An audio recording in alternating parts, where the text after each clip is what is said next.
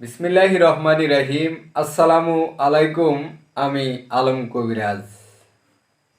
অনেক ভাইরা 14-15 বছর বয়স আসলেই যে একটা যৌবনের তাড়না, যৌবনে যখন তাড়না হয় তখন মনে হয় যে এই লিঙ্গটা দিয়ে, এই পেনিসটা দিয়ে ওয়াল ভেঙে ফানা ফানা করে দিবেন। ওয়াল পর্যন্ত ফাটাইতে আমরা দ্বিধাবোধ করি না।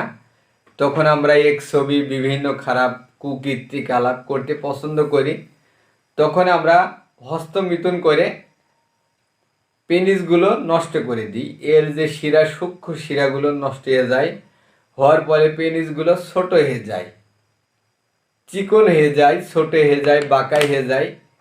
এই ছোট লিঙ্গকে বড় করার জন্য, চিকনকে মোটা করার জন্য, আবার স্বাভাবিকতায় ফেরত আনার জন্য আমি এমন একটা ভেষজের নাম বলবো, যেই ভেষজের গুণে ওটা যদি আপনি লিঙ্গের ভিতরে প্রলেপ দিতে পারেন, স্বাভাবিকের মতো আপনার লিঙ্গটা বড় হবে, মোটা হবে। প্রথমে কি করবেন, আপনি 5 গ্রাম পরিমাণ ইন্দ্রজব নেবেন। নিয়ে আপনি এটা গাভীর কাঁচা দুধ দিয়ে বাটবেন।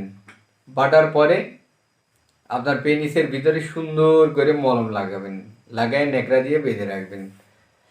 এইভাবে 1 মাস যদি আপনি করতে পারেন, ছোট লিঙ্গ বড় হবে। এই না যে আপনার লিঙ্গটা আল্লাহ ছোটই বানাইছে, সেই লিঙ্গর কথা আমি বলি নাই। যে লিঙ্গ আপনি খেসতে খেসতে নষ্ট করে দিছেন, এই ছোট লিঙ্গ বড় হবে, চিকন লিঙ্গ মোটা হবে, সতেজ হবে, স্বাভাবিক হবে। এটা গুরুবিদ্যা, এটা করেই দেখেন,